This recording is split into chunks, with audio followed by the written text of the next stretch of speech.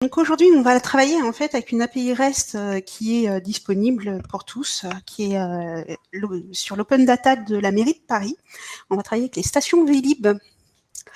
Donc une API REST, l'API REST d'une manière générale, c'est quelque chose qui est de plus en plus nécessaire au sein des échanges entre les applications. On n'interconnecte plus forcément les données en direct, on interconnecte les applications à travers des portails web. Et l'API REST est un formalisme qui nous permet de faire cette interconnexion de données. Donc, par exemple, ici, nous n'avons pas accès directement à la base de données de la ville de Paris, mais la ville de Paris nous met des services à disposition au format API REST sur lesquels on peut aller requêter des informations. Et notamment ici, les données des stations Vélib en temps réel, c'est-à-dire qu'on peut aller en temps réel aller requêter les données en question. Donc une API REST, ça se compose effectivement d'une URL d'appel. Donc ici, ça va être l'URL d'appel, va être l'open data de la ville de Paris, et de paramétrage de recherche, de requête, d'informations qu'on souhaite récupérer. Donc on est spécifiquement donc sur celle des stations Vélib. Vous pouvez trouver cette API REST simplement en cherchant sur Google. Open Data Vélib Paris API REST, hein, vous allez tomber sur ces données-là. Donc elles sont disponibles et ouvertes. Donc on voit sur cette API qu'on nous met à disposition déjà des champs qui nous permettent de faire des requêtes. On va pas trop s'attarder dessus aujourd'hui. L'objectif, c'est surtout de vous montrer comment faire des requêtes. On va s'attarder peut-être sur ce champ-là, was, qui est le nombre de lignes qui vont nous être retournées, donc le nombre d'entités, donc le nombre de stations Vélib qui vont nous être retournées ici. Il est à 10 par défaut, c'est pour éviter de surcharger l'API pendant les tests. Cette API, elle est intéressante au niveau de la ville de Paris, puisque non seulement elle nous met les champs en propre ici, donc c'est très facile de les modifier en temps réel et de faire des requêtes. Donc on a un petit bouton envoyer. Et en plus, elle nous donne en temps réel le formalisme des données. Donc on voit ici le format de données retournées, c'est du JSON. Certaines API renvoient autre chose que du JSON, le XML étant un format aussi possible. Mais la plupart du temps, on échangera en JSON, donc on restera sur ce format-là. Donc, ce qui va nous permettre aussi, du coup, dans cette démonstration, de voir comment on va aller chercher des données sur un fichier JSON qu'on aura récupéré. Donc, voilà. Donc, nous, pour le moment, on va se contenter de 10 lignes. On va s'arrêter, on va se contenter de ça, ce qui est le format par défaut. Mais quand on le lancera définitivement à la fin, on va enlever le nombre de... Enfin, on va modifier ce nombre de lignes. Donc voilà. Donc on voit que tout en bas, il nous donne du coup l'URL complète. Donc si on clique dessus, on voit c'est du format JSON hein, qui du coup qui n'est pas mis en forme, contrairement à ce qu'on peut voir ici. Mais il va nous retourner les fameuses 10 lignes. Donc on n'a pas un fichier qui est trop gros. Donc, je vais du coup récupérer cette URL-là, qui est mon URL de requête. Mes rows, je vais les trouver dans ma requête. Hop. Donc, tout. On est un petit peu en... Ah, ils m'ont pas mis. Désolé. Oh.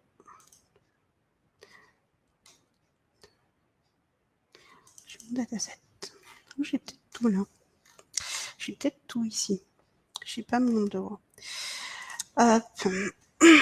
Donc sur FME, pour requêter, donc comme on a vu, c'est du web. Donc à partir de là, c'est un transformer qui a utilisé et non pas un reader comme on pourrait avoir l'habitude. Le transformer s'appelle HTTP Caller. Donc ce qui nous permet de faire des requêtes web. Donc ici pour notre API REST.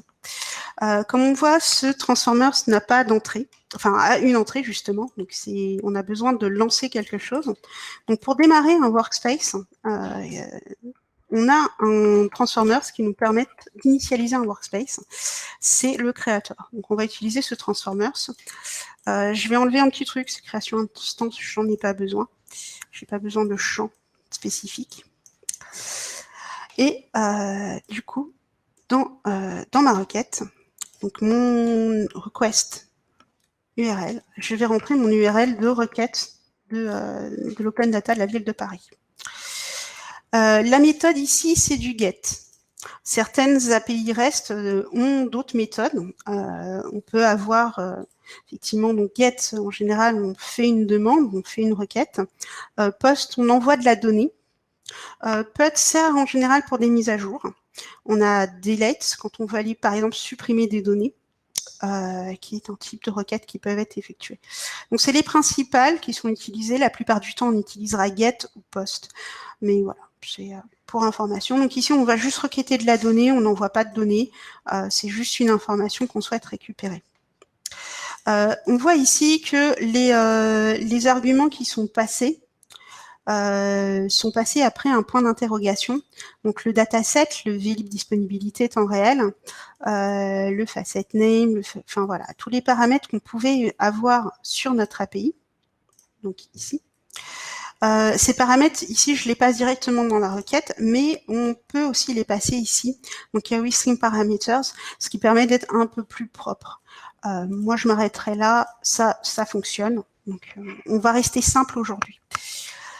Ensuite, au niveau de la réponse, donc on souhaite récupérer la réponse dans un attribut, donc ici response body. Moi, je vais changer son nom. Je vais l'appeler vlib JSON, puisque je récupère du JSON. Voilà. Donc, on va utiliser les outils de FME de caching. Pour ne pas avoir à requêter en continu la donnée, on va la requêter une fois et on va travailler avec ce cache, ce qui sera quand même beaucoup plus pratique. Donc ça, c'est intéressant, le cache, hein, notamment quand on requête des données, quand on construit le workspace. Ça évite d'aller surcharger les API. Donc, et ça permet d'aller un peu plus vite en termes de développement. Donc là, je récupère, donc si je regarde mes données, j'ai dans JSON vlib, donc j'ai mon paramètre, enfin mon attribut, je vais récupérer mes données que j'avais. Donc là, j'ai récupéré, hop là, on va revenir au début, 1432 objets, normalement.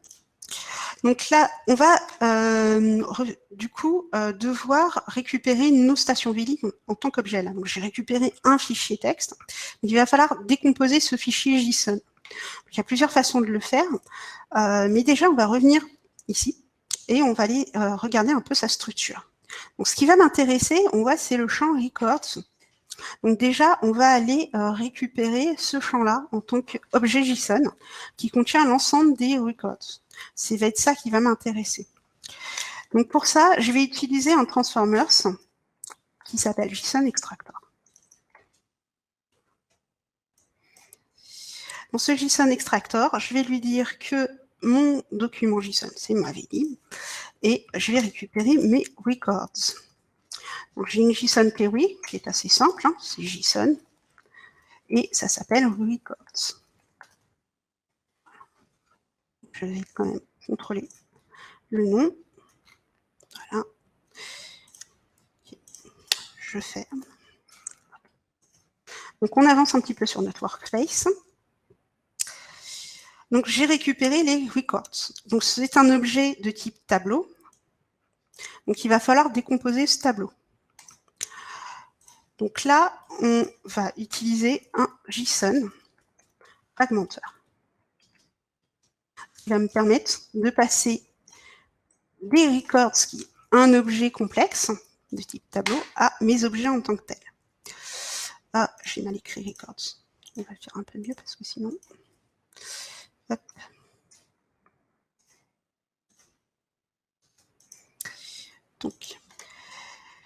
Donc je vais rester sur une JSON query étoile, puisque là je vais tout décomposer. je vais récupérer mes objets. Je vais par contre les aplatir. Donc je vais vraiment créer des attributs pour l'ensemble de mes objets de manière récursive. Et on reviendra sur cet attribut de toExpose une fois qu'on l'aura fait. Donc là, je m'occupe de faire ma fragmentation et je récupère effectivement mes objets. Donc j'ai effectivement mes... donc par défaut, effectivement, les rows sont à 10. On verra après qu'effectivement, on va ajouter rows pour, voilà, pour dire qu'on en veut plus. Donc je récupère effectivement bien mes objets. Désormais dans le champ records, j'ai mes records en tant que tels. Mais si on va dans feature information sur mes objets, on va voir que on a, du fait qu'on a fait on a aplati nos données, on les a fait aussi de manière récursive, on va retrouver les champs qui vont nous intéresser. Donc, ce qui va nous intéresser, ça va être mes coordonnées, notamment. Alors, je crois qu'elles sont à 2 endroits. Donc, on voit ici, on les voit à nouveau ici. On va récupérer la capacité. On va récupérer le nom d'e-bike, par exemple, etc. Donc, on va, du coup, aller exposer certaines données. Donc, déjà, on va aller récupérer nos coordonnées. Il sera quand même déjà bien. Donc c'est on a vu, hein, du coup, c'est une liste. On va aller récupérer notamment le nom de la station. Donc voilà ce qui va nous intéresser. Donc ça, c'est juste pour les avoir ici en tant que paramètres utilisés.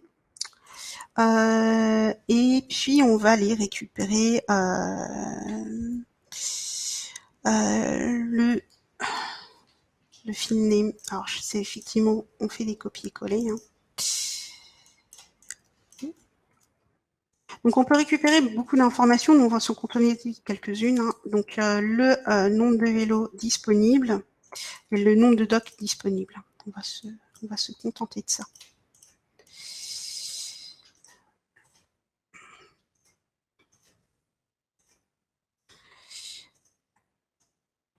Donc je relance mon JSON fragmenteur. Désormais, j'ai accès à mes informations en tant qu'attribut. Donc là, on va juste les renommer, histoire que ce soit un petit peu plus clair. Voilà. Alors, le file name, on va le renommer nom station. Voilà. Le nom de vélo disponible, on va relever vélo dispo. Bon, on va mettre un NB, tiens. Nombre de vélo dispo. Le nombre de docs available, pareil. Nombre de docs.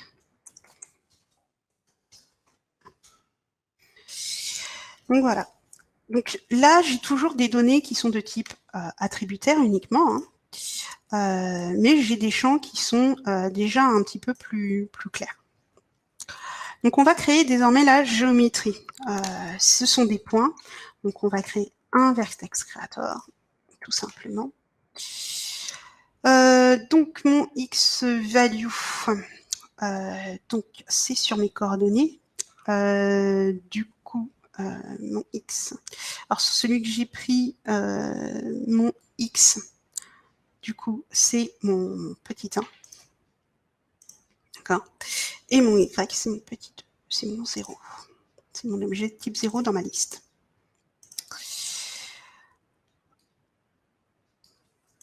Donc désormais, on voit ici en bas à droite que j'ai désormais des géométries. Voilà. Donc avec ma longitude et ma latitude qui sont correctement données. On va mettre un système coordinate setter pour définir le système de coordonnées de mes objets, histoire de pouvoir travailler avec. Donc là, on est en WGS 84. Voilà. Donc déjà, là, on a bien travaillé nos données. Donc notre objectif, désormais, ça va être de publier nos données sur ArcGIS Online. Donc, dans FME, les connexions ArcGIS, elles sont définies dans les options dans Web Connection. Donc, on va retrouver les connexions pour ceux qui ont FME Server et FME Server, mais les connexions ArcGIS Online sont disponibles ici. Pour ajouter une connexion, on fait clic droit, Add, et on fait Authenticate. On va retrouver la mire de connexion d'ArcGIS, et on n'a plus qu'à rentrer nos connexions. Ici, on va utiliser la connexion ArcGIS Online CRO, ma connexion vers ArcGIS Online de Graphland. Cette connexion, elle est définie au niveau de mon Workbench, donc au niveau de FME. Donc, elle s'appelle comme ça chez moi, chez vous, elle s'appellera autrement. Donc ça va être quelque chose, quand je vais vous donner le workspace à la fin, qui ne pourra pas être réutilisé tel quel, puisque je ne vous fournirai pas la connexion. Je vous fournis juste le workspace. Mais dans le workspace, il y aura le nom de la connexion. Il faudra redéfinir la connexion en question, si vous voulez le tester chez vous. Donc ça, c'est une petite chose. Voilà, les connexions web sont définies au niveau du Workbench et non pas du Workspace. C'est le nom de la connexion qui permet de savoir quelle connexion du Workbench est à utiliser. Donc, on va ajouter du coup un writer. Donc, mon format, c'est ArcGIS Online. Voilà. Donc, dans nos paramètres, effectivement, il me demande une connexion web. Donc, j'utilise ma connexion que j'avais déjà créée vers ArcGIS Online et un feature service. Donc là, je vais quand même aller un petit peu dedans. Je vais mettre un truc au hasard. C'est pas ça qui va m'intéresser. Ce qui va m'intéresser ici, ça va être le nom. Donc il y a un ID, mais qui n'est pas forcément nécessaire. Mais surtout, c'était pour avoir le format du feature service que j'ai chargé un élément. On va laisser le target WKID. On ne s'embête pas. Il va me faire la conversion automatiquement puisque j'ai défini un système de coordonnées. Du coup, je vais appeler ça station Vélib. Voilà.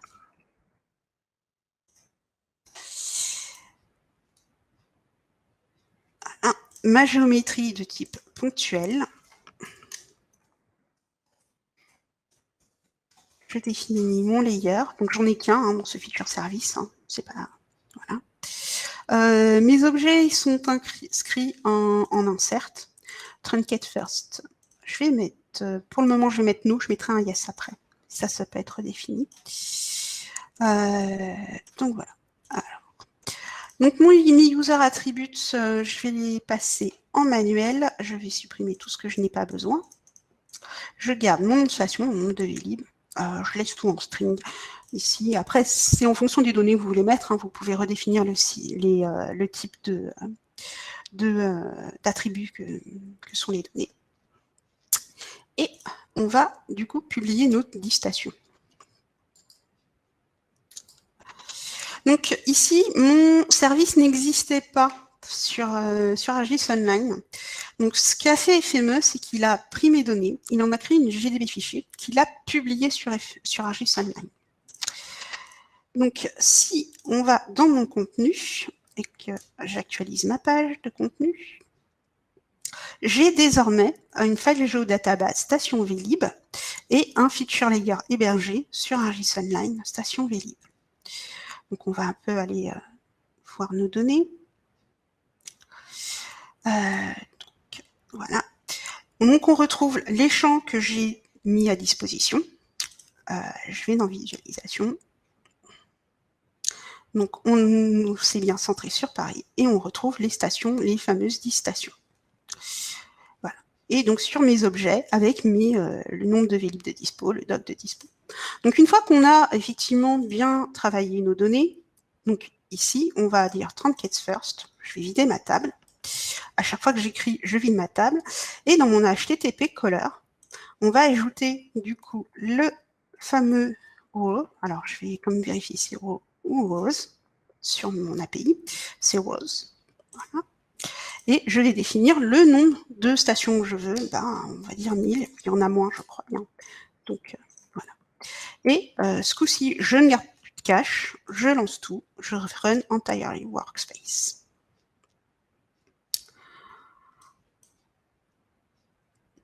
Donc, il y en a plus de 1000 maintenant. D'accord. Bon. Il y a plus de 1000 stations maintenant. La dernière fois, j'avais fait les éléments. Ça remonte un petit peu, mais je ne savais pas qu'il y avait plus de 1000 stations.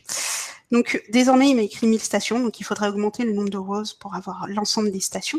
Mais on voit que là, le JSON fragmenteur a effectivement fragmenté les stations que je voulais. Donc, si je reviens sur mes éléments ici, je vais faire un F5 pour ma visualisation.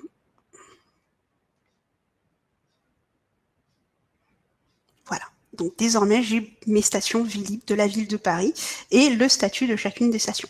Alors bien sûr, on aurait pu ajouter d'autres champs qui sont disponibles dans l'API, mais ici, on s'est contenté de cela. Voilà.